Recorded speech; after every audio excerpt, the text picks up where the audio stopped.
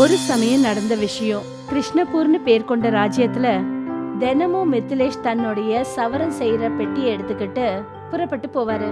அப்புறம் கிராமத்துல ஒரு மரத்தடியில போய் உட்காருவாரு. அங்க எல்லாரும் அவர்கிட்ட முடி வெட்டுறதுக்கு வருவாங்க.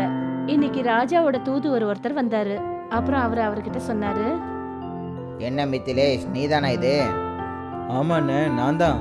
சொல்லுங்க, உங்களுக்கு எப்படி முடி வெட்டணும்? எனக்கெல்லாம் வெட்ட வேண்டாம். மகாராஜா ஒரு கட்டளை இட்டிருக்காரு. ராஜ்யத்தில் இருக்கிற ஃபேமஸான முடி வெட்டுறவரை கூட்டிட்டு வரணுமா? இது எனக்கு கிடைச்ச பாக்கியம்தான். என்னோட கலைக்கு ஒரு அடையாளம் கிடைச்சிருக்கே. சொல்லுங்க, மகாராஜாவை பார்க்கறதுக்கு எப்போ வரணும்? இப்பவே கிளம்பு.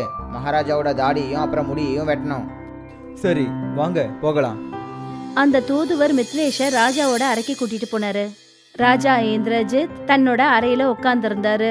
அந்த தூதுவர் அங்க வரத பார்த்துட்டு ராஜா என்ன சொன்னாருன்னா, அப்படின்னா இவர் தான் இந்த ராஜ்யத்திலே திறமையான முடி வெட்டுறவரா? ஆமா மகாராஜா, ஜனங்க எல்லாரும் அப்படிதான் சொன்னாங்க. இது எல்லாருமே பேசிக்கிற விஷயம்தான் மகாராஜா. ஆனா என்னோட கலை மேல எனக்கு முழு நம்பிக்கை இருக்கு. சரி வா, வந்து என்னோட தாடியையும் முடியையும் வெட்டு. ஆனா ஞாபகம் வச்சுக்கோ, ஒரு ராஜா தான் மொத்த ராஜ்யத்துக்கும் தலைவனா இருக்கான். அந்த காரணத்தால அவனோட முகம் பார்க்கறதுக்கு ஒரு ராஜா போலவே இருக்கணும். நான் கவனமா இருக்கேன் மகாராஜா. மித்லேஷ் ராஜாவோட தலைமுடியை வெட்ட ஆரம்பிச்சாரு. அப்புறம் கூடவே அவர்கிட்ட நிறைய விஷயங்களை பேசினாரு. மித்லேஷ் பேசுற விதம், அப்புறம் அவருடைய வேலை செய்யற விதம், இது ராஜாவுக்கு ரொம்ப பிடிச்சு போச்சு. ஆஹா, ரொம்பவே அற்புதம். நீ நிஜமாவே ரொம்பவே திறமைசாலியான முடி வெட்டுறவன் தான். இனிமே ஒவ்வொரு 15 நாளைக்கும் நீ இங்க வந்துடு. வந்து என்னோட முடியை வெட்டிட்டு போ. அப்படியே செய்யற மகாராஜா. இது போல மித்லேஷ் சில மாசங்கள்லயே ராஜாவுக்கு ரொம்ப நெருங்கினவரா மாறிட்டாரு. அப்புறம் தலைமுடி வெட்டுறதோட சேர்த்து அவரு தர்பார்லயும் உட்கார ஆரம்பிச்சாரு. இது மந்திரியார் அன்சுமனுக்கு சுத்தமா பிடிக்கல. இன்னைக்கு அவரு சவர வேலை பாக்குற மித்லேஷுக்கு ஒரு சதி திட்டத்தை தீட்டிட்டு தான் வந்தாரு. மகாராஜா வாழ்க. வா அன்சுமன், இன்னைக்கு என்ன விஷயம் கொண்டு வந்திருக்க? புதிர் போடுறதுக்கு? ஆமா, இன்னைக்கு நான் ரொம்பவே அற்புதமான ஒரு கேள்வியை கொண்டு வந்திருக்கேன். கேளு. கேள்வி என்ன? சரி மகாராஜா, நான் என்ன கேட்க வந்தேன்னா, யாராவது உங்களோட தாடியை பிடிச்சி இழுக்க முடியுமா? ஒருவேளை அப்படி பிடிச்சி இழுத்தாங்கன்னா அப்போ அவங்களுக்கு என்ன நடக்கும்? நீங்க என்ன கேட்டுட்டு இருக்கீங்க? அதுக்காக நாங்கள் அவங்கள கண்டிப்பாக சிறைச்சாலையில் போட்டுருவோம். என்ன மன்னிச்சிருங்க காவலரே, ஆனால் அப்படிப்பட்ட ஒருத்தன் இந்த சபையில் உட்காந்துட்டு இருக்கானே, இப்போ நம்மளால் என்ன பண்ண முடியும் மகாராஜா? நான் இப்பவே வாக்கு கொடுக்குறேன். உடனே அவனை பிடிச்சி சிறைச்சாலையில போட்டுருங்க. சொல்லுங்க மந்திரி, அந்த துரோகி யாரு? உங்களோட முடி திருத்துறவன் மித்திலேஷ். ஆனால் மகாராஜா வாக்கு கொடுத்துட்டாரு காவலாளி. இப்போ அந்த வாக்கு அவரால் திருப்பி எடுக்க முடியாது. மந்திரி, நீங்க இவ்வளோ பெரிய பிரச்சனையை இவ்வளோ சாதாரணமாக கொண்டு வந்துட்டீங்க. நீங்க உங்க வார்த்தைகளால என்ன மயக்கிட்டீங்க. நான் அப்படியெல்லாம் எதுவும் பண்ணலையே மகாராஜா. நீங்கள் தான் இவ்வளோ பெரிய ஆணையை கொடுக்கறதுக்கு முன்னாடி கொஞ்சமாவது யோசிச்சு பார்த்துருக்கணும். மகாராஜாவுக்கு ரொம்ப கவலையாயிடுச்சு.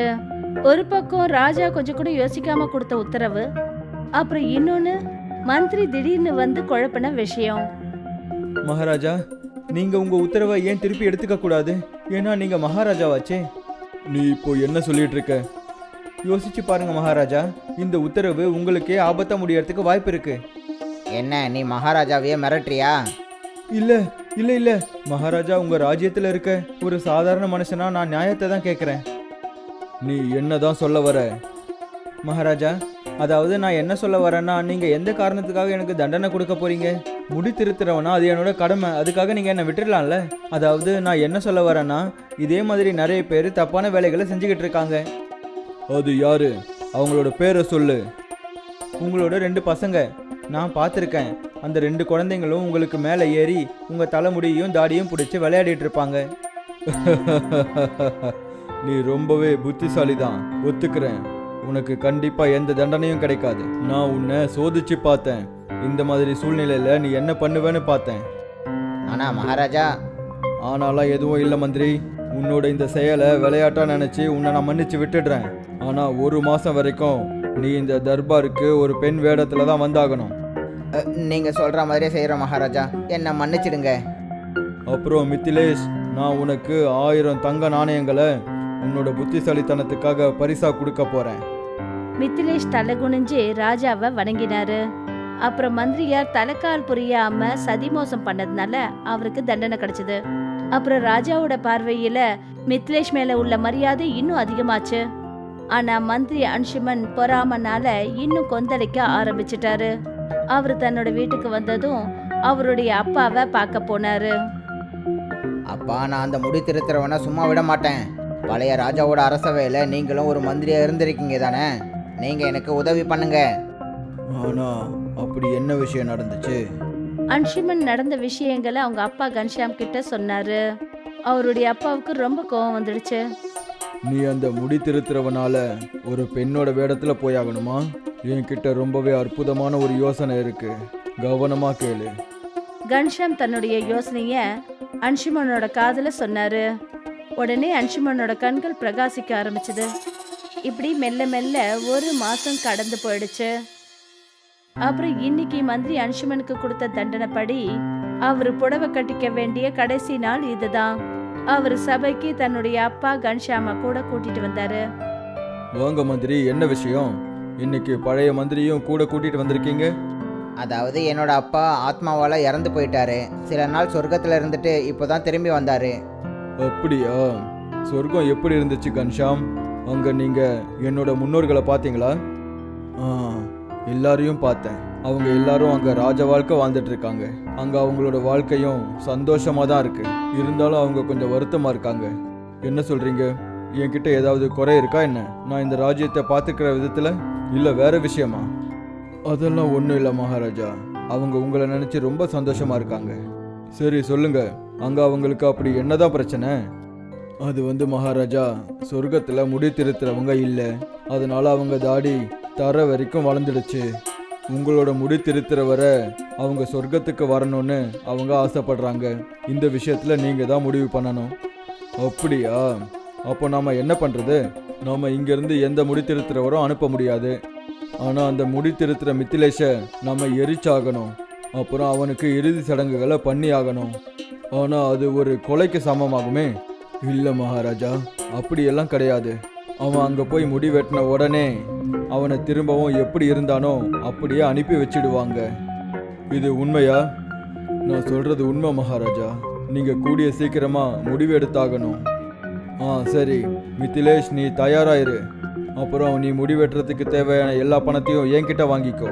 அவங்க யாருக்கும் நீ கஷ்டத்தை கொடுக்க கூடாது. நீங்க சொல்ற மாதிரியே செய்யற மகாராஜா. ஆனா எனக்கு ஒரு ஆசை இருக்கு. அது என்னது? நான் இந்த செய்தியை என்னோட வீட்டில் இருக்கிறவங்களுக்கு சொல்லணும். அப்புறம் அவங்களுக்கு அரிசிக்கான ஏற்பாடையும் பண்ணணும். ஏன்னா நான் சொர்க்கத்திலேருந்து திரும்பி வர வரைக்கும் அவங்க எந்த ஒரு கஷ்டமும் இல்லாமல் நிம்மதியாக என்னோட கவலை இல்லாமல் வாழணும்ல. சரி, உனக்கு எவ்வளோ நேரம் வேணும்? 1 மாதம் மகாராஜா. அவ்வளோ நாளைக்கு நான் அவங்க கூட இருந்துட்டேன்னா அப்புறம் எப்போ வாய்ப்பு கிடைக்கும்னு தெரியாதே. சரி மித்திலேஷ், 1 மாசத்துக்கு அப்புறம் வேலையை முடிச்சிடலாம். மெல்ல மெல்ல அந்த 1 மாசமும் கடந்து போச்சு. அதுக்கப்புறம் எல்லாரும் உறுதி செய்யப்பட்ட இடத்துக்கு போனாங்க. அங்க வைக்கோலும் மரக்கட்டைகளும் அடுக்கப்பட்டிருந்தது. அன்சுமனும் கன்ஷாமும் அந்த இடத்துல இருந்தாங்க. இன்னும் மகாராஜாவும் மித்திலேஷும் வரல. எனக்கு என்ன தோணுதுன்னா, அந்த மித்திலேஷ் ஓடி போயிட்டு இருப்பான். ஓடி போயிட்டான்னா அது அவனுக்கு நல்லது தான். ஒருவேளை இங்கே வந்துட்டான்னா இன்னைக்கு தான் அவனோட கடைசி நாள். நீங்கள் சரியா சொன்னீங்கப்பா.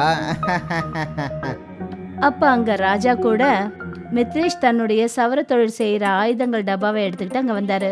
இத பார்த்துட்டு கன்ஷாமும் அன்சுமனும் அதிர்ச்சி ஆனாங்க. பழைய மந்திரியாரே, என்ன அதிர்ச்சி ஆயிட்டீங்க? அப்படியெல்லாம் ஒன்றும் இல்லை ராஜா. நான் என்ன யோசிக்கிறேன்னா, உங்களை பார்த்து ரொம்ப நாள் ஆச்சுல்ல, அதுதான். மகாராஜா, நீங்களே தீயை மூட்டுங்க. நான் உடனே இந்த தீக்குள்ள போய் பாஞ்சிடுறேன். மித்லேஷ் அந்த வைக்கோல் போருக்குள்ள நுழைஞ்சாரு.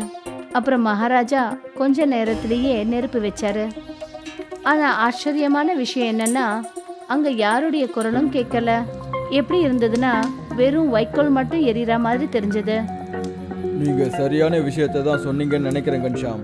இப்போ மித்திலேஷ் சொர்க்கத்துக்கு போய் என்னோட முன்னோர்கள் முடிய வெட்டிக்கிட்டு இருப்பான்.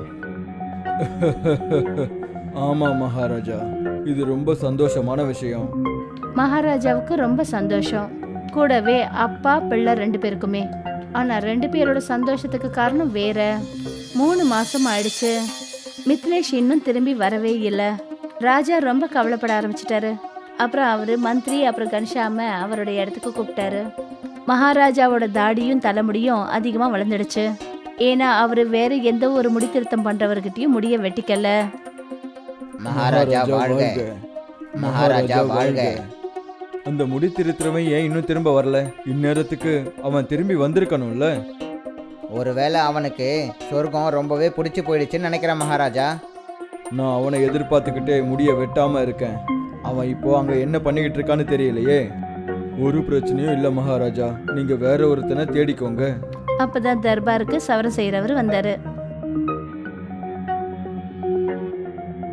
மித்லேஷ பார்த்ததும் கன்ஷாமும் அன்ஷுமனும் வாயடைச்சு போயிட்டாங்க. வா மித்திலேஷ், நான் என்ன நினைச்சேன்னா நீ வர்றதுக்குள்ள எனக்கு வயசாயிடும்னு நினைச்சேன். என்னை மன்னிச்சிருங்க மகாராஜா, ஆனா உங்களோட முன்னோர்கள் என்னை அங்கேயே இருக்க வச்சுட்டாங்க. அப்படியா? அங்க எல்லாரும் எப்படி இருக்காங்க சொல்லு மித்திலேஷ். நல்லா இருக்காங்க மகாராஜா, நல்ல சாப்பாடு, நல்ல ஓய்வு. இப்போ நாங்க எல்லாருக்குமே முடி வெட்டுறது எப்படின்னு கற்றுக் கொடுத்தேன். அப்படியா? எனக்கு சொர்க்கத்தை பத்தி நிறைய விஷயங்கள் சொல்லு. மகாராஜா, அங்க இன்னும் ஒரு பெரிய பிரச்சனை இருக்கு. சொல்லு, அப்படி அங்க என்ன பிரச்சனை இருக்கு? நான் இப்பவே அதை சரி பண்ணிடுறேன்.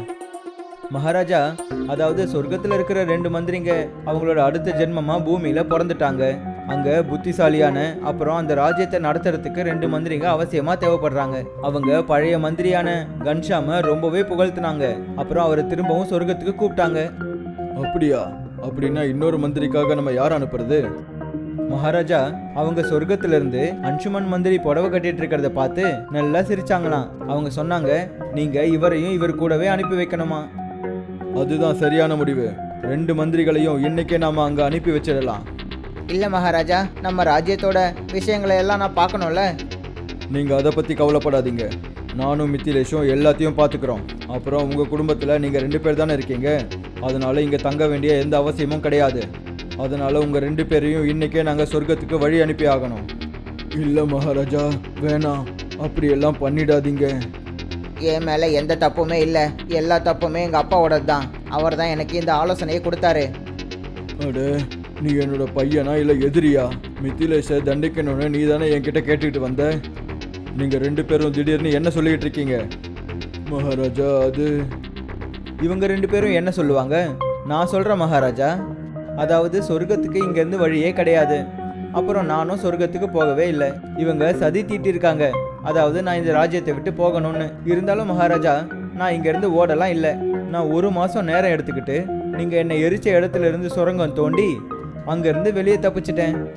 அன்சுமன், கன்ஷாம், நீங்கள் 2 பேரும் என்ன நாடகம் நடத்திருக்கீங்க? உங்கள் 2 பேருக்கும் இதுக்கு பெரிய தண்டனை கிடைக்க போகுது. என்னையும் என்னோட முன்னோர்களையும் அவமானப்படுத்தினதுக்காகவும் அப்புறம் மித்திலேஷை கொல்றதுக்காக சதி திட்டம் தீட்டினதுக்காகவும் நான் உங்கள் 2 பேருக்கும் ஆயுள் தண்டனையை கொடுக்க போகிறேன். வேணாம் மகாராஜா, வேணாம் மகாராஜா. மன்னிச்சிருங்க மகாராஜா, மன்னிச்சிருங்க. 2 பேரும் கத்திக்கிட்டே இருந்தாங்க. ஆனா 2 காவலாளிகள் அவங்க 2 பேரையும் அங்கிருந்து கூட்டிட்டு போனாங்க. முடித்திருத்தம் பண்ற மித்திலேஷோட புத்திசாலித்தனத்தால ராஜ்யத்தை சேர்ந்த 2 துரோகிகளுக்கு தண்டனை கிடைச்சது. மித்திலேஷோட புத்திசாலித்தனத்தை பாராட்டி மகாராஜா அவருக்கு நிறைய ரத்னங்களையும் வைடூரியங்களையும் கொடுத்தாரு. அதுக்கப்புறமா மித்திலேஷ் ராஜாவுக்கு ஒரு பெரிய உதவியாளரா இருந்தாரு.